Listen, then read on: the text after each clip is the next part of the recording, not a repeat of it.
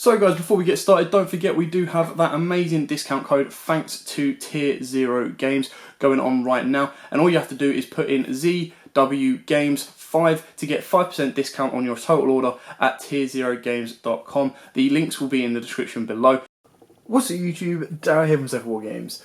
And this video is actually brought thanks to Andre Louise. Now I put out a post currently today, so I put out a post on the Facebook, not Facebook page, sorry, the YouTube page, basically saying Saturday is deck building day, and Andre kind of said, we need, or us budget players need some budget options for a side deck. Now, these aren't all budget, don't even start with that, but what I will do is I'm going to pretty much show you my typical side deck that I'm currently using. Now I adapt the side deck a little bit here and there depending on the type of deck that I am playing. And one very important thing that you have to keep in mind for side decks is it does come down, you do need to be able to adapt it. Certain parts of it are down to the type of decks you're playing against. Some of it is then down to the type of deck that you are playing.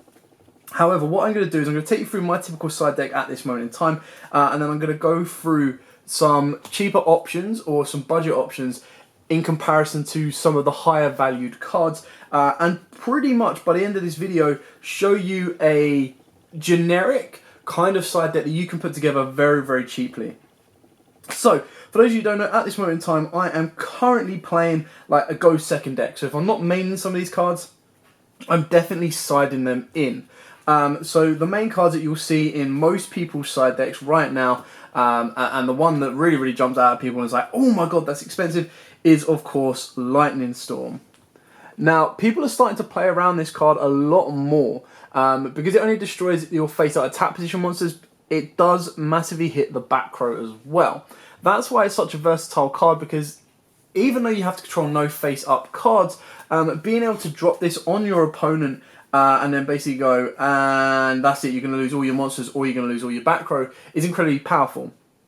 Now, as for a budget option that does the exact same job, there isn't currently a card that does exactly what Lightning Storm does in one card. It is a Regeki, Dark Hole, Kaijus Slumber, or a Twin Twister in a sense. So the next best alternative for a Lightning Storm, like I've just said, is of course those not heavy sword dozers, Twin Twisters, Kaiju Slumber, Dark Hole, and Regeki. So that does give you a couple of options to play around with. Sadly, this isn't a direct representation, but do not worry. I personally do not think Lightning Storm is a great card, but it's not. It's very overhyped right now. And all it takes is for Konami to bring back Heavy Storm Duster, Harpy's Feather Duster, or something like that makes them go, boom, right, this is all changing. Next up, you've got Evenly Matched. If you're not maining this card, people are siding this card in. Now, as an alternative cheaper to this, because these are like 20-25 quid, you do have Dark Ruler No More, which sits at a nice about £5. Now, Dark Ruler No More only does the job if you can clear the board off. Now, it doesn't work so effectively against back row decks, which is why Evenly Matched, again, like Lightning Storm, has the versatility to deal with both front row and back row decks. Whereas Lightning Storm will deal with a heavy combo deck that's put all of their resources on the board, then you have to then clear it off, whereas Evenly Matched clears off everything bar one card for you. But the nearest alternative is Dark Ruler No More at least a quarter of its original price. So Dark Ruler No More, just go back to the side because that's not currently in my side deck, is an option for you. Now, I am playing go second deck, so I know my opponent is going to try and make me go first 9 times out of 10, so I am playing the Artifact Scythe kind of plays, or the engine. Again, this engine is quite unique because it is the only one currently that does the job of locking your opponent out of the extra deck, depending on what type of deck you are playing. However, if you are playing a go second deck, another cheap alternative for this card that will be very helpful for you if you have to go first is There Can Only Be One, depending on what type of deck you're playing.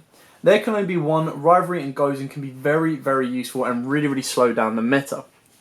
You look at Altergeist. There Can Only Be One, they can't play because they can't then use their multi-faker play to get something else out of the deck. They can only control one spellcaster.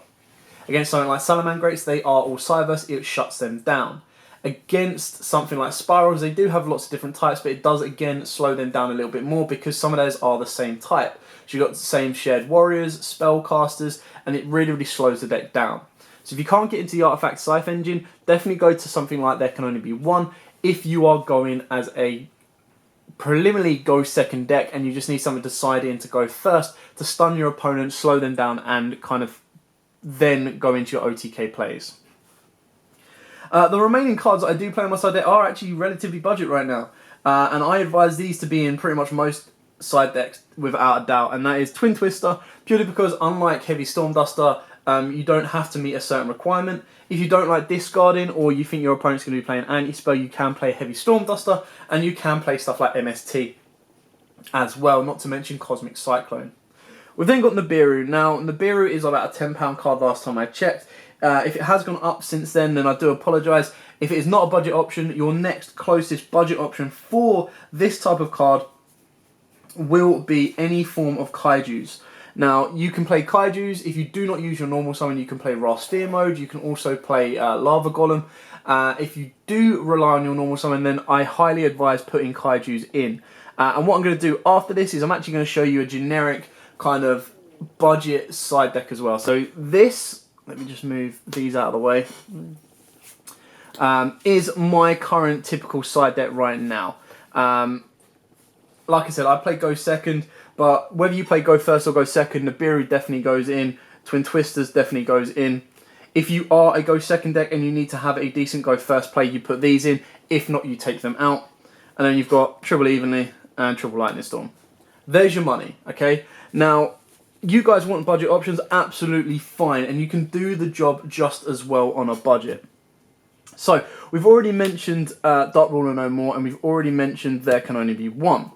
So, what other cards are really, really good and slightly budget that you can put into your deck? Well, one that I hated and still kind of do, but it's a necessary evil right now, is of course Mystic Mine. Now, Mystic Mine, as much of a horror card that this is, if your deck does not rely on spamming the board, because the format is literally vomit your hand onto the board, Mystic Mine is a very, very good card to kind of go, right, you've put all your resources on the board, I don't feel that I've got enough resource in my hand to finish you off right now, and if I can't finish you off right now, you're going to destroy me next turn, so I'm actually going to Mystic Mine you and hope you don't have an MST Twin Twister or something like that to deal with it, and then you build up your resource to kind of finish your opponent off that way. Mystic Mine is definitely one that if you're not maining, I personally side for a Go Second deck. You've then got stuff like Super Poly, with Shadows running around right now, and the Evoke board. The Evoke board ending on a Winder plus a Kaliga is quite annoying. So Super Poly being able to be dropped, I know again it's to like £2 or something like that as a common, because it came out in the Shadow decks. This card can be very, very good. It just relies on your extra deck, so you have to have the space in your extra deck to play this. If you don't have that, then that's where Super Poly is not an option for you. Look at a different alternative. You've then got hand traps. Now, the hand traps that are a little bit cheaper right now, that are very, very good to kind of put in, are, of course, Effect Veilers, DD Crows, Ghost Ogres, and, of course, Artifact Lanciers. Now, Effect Veiler is your equivalent to an Impermanence because they are sitting around 30-40 quid right now, and they will go down because they have been confirmed as of last night, or when this video goes out, it'll be the night before, at the Dual Overload set. Lancia and Crow are very, very specific, and so is Ogre. Ogre, not many people are expecting, so it gives a very, very good and powerful shock factor when you go Ghost Ogre. Because the opponent is not expecting it, they're expecting their monster to be ashed or slowed down in some way or another. Ogre right now, it's had so many prints, it's very, very easy to get a hold of. And being able to go Ogre on your opponent can, depending on what they're playing, really, really shock them and then throw them off their game completely, and that will win you a game. Effect Veiler, like I said, is an equivalent to an Imperm. Not so good because it can be called by the grave, and it is very, very specific, being able to be dropped during your opponent's main phase, but still very, very useful. Lancia, again, like I said, Crow is just to target those cards in the graveyard that could cause you issues. So, for example, if you're going up against Shadows and they want to try and recycle their Shadow Fusion, you DD Crow that. If they're playing Invoked, you drop an Artifact Lancia on them. Their invocation can then fizzle because they have to banish an Alistair to make the fusion summon. So if it's from field or grave, I believe. So Lancia can really, really stun them as well. Two really good cards that are making a bit more appearance, or mainly this one, is DDG, or Different Dimension Ground. This is basically any monster sent from the field to the graveyard during that specific turn it's been activated is banished instead. So this is another very, very good card because the amount of graveyard capabilities right now. Again, Shaddolls being able to use and abuse the graveyard, get their effects off. Invoked, again, use and abuse the graveyard to get additional effects off and additional summons. DDG, or something like Dimension Shifter, if you don't flood your graveyard your first turn, or you do this during your opponent on their turn, and then you're able to survive without flooding your graveyard, is very, very good. Now, DDG came out in the dual Devastator set, so you can pick them up for like £1 to £2 each, maybe a little bit more. Dimension Shifter is, or DDG is better than Dimension Shifter because it's a trap card and you don't have to meet the requirements of having no cards in your graveyard. But Dimension Shifter is another cheap option at like £1 to be able to use and abuse that factor of the graveyard. Moving on to pretty much the final card in this list, depending on the back row, is of course Denko Sekka. Now again, Denko Sekka came out in Dual Overload, and again does the exact same job. If you do not rely on your normal summon, which is where Rasphere Mode, Lava Golem come into it, you normal summon your Denko, shut off your opponent's back row, they cannot activate anymore, and that's when you can start picking it apart. Now, if you're a heavy go first deck and you play with a lot of back row, another suggestion I make for you is Waking the Dragon. Waking the Dragon came out as a common, so it should be very, very easy to pick up. And the main target is a Ultimate Falcon. You can also use other card effects as well. So if you're facing up against a side deck like this with Lightning Storms, you can counteract that with your cheaper options of course, DDG and Waking the Dragons. They will do the job for you.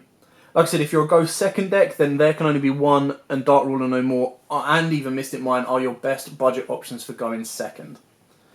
I hope this has helped. I hope this has given you a couple of options as well. Thank you to Andre for suggesting this. We are more than happy to help you guys out as much as we possibly can. We want you to enjoy the game.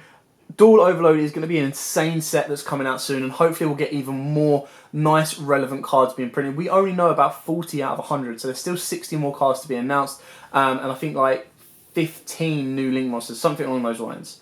So being able to build a side deck is very, very doable on a budget. You just have to kind of adapt. That's the biggest advice I can provide you guys is adapt. Make your side deck not only synergize with your main deck, but also be there to target the current meta that you're facing. So just as an example, because I've got it here in front of me, the side deck for the UDS in Tulsa. So this was for the Rocket deck. I'm trying to see what position it got. So we've got a top 4 and the winner. So for the winners extra deck was 3 evenly matched. They can be swapped out for Dark Ruler No More. 2 Anti-Spell Fragrance, cheap and budget to pick up. Imperial Order, again quite easy to pick up. 1 Red Reboot, easily put that in there. 3 Lightning Storms, you're going to have to sacrifice those and go for Twin Twisters, Regekis or Dark Coals. 2 Dark Ruler No More, 2 Nibiru, and 1 Scarlet Red Dragon Archfiend. Okay, so that's kind of the level that he was working towards.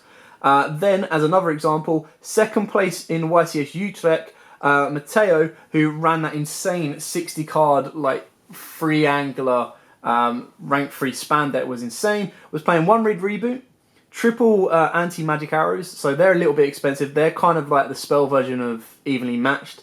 Funnily enough, he didn't play Evenly Matched. Book of Eclipse, again, very, very nice, interesting card tech on that one, and that shouldn't be too hard or expensive to get hold of. Lightning Storm, 2 Twin Twisters, 1 Topologic Trispania, and 2 Kaijus. So you can see, the only thing in that extra deck of this one is Lightning Storm and the Magic Anti-Spell Arrows, and then the other one was, of course, Evenly Matched and the Lightning Storm.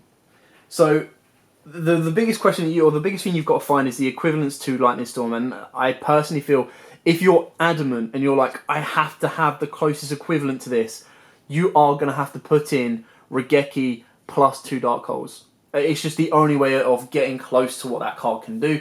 And to be honest, the Regeki is a little bit better because it destroys all of your opponent's monsters, whereas Lightning Storm is quite specific and will only destroy the attack position ones. So can you just imagine if like your opponent's playing around Lightning Storm and you go, Regeki? Like, that would be entertainment. Anyway, I hope this helps. I hope you liked it. I hope it's giving you options. If you have any questions whatsoever, put them down in the comments below. There are so many cards in the side deck era, or not era, but the side deck capabilities that you can play around with. And like I said, if you're not maining them, you're siding them, you're Called by the Graves, your Ash Blossoms, anything like that. These are kind of my budget choices or my budget options for you guys to counteract the stupid price of the side deck cards here. But for now, thanks for watching. Don't forget to like, comment, subscribe, share. And until next time, guys, as always, happy dueling.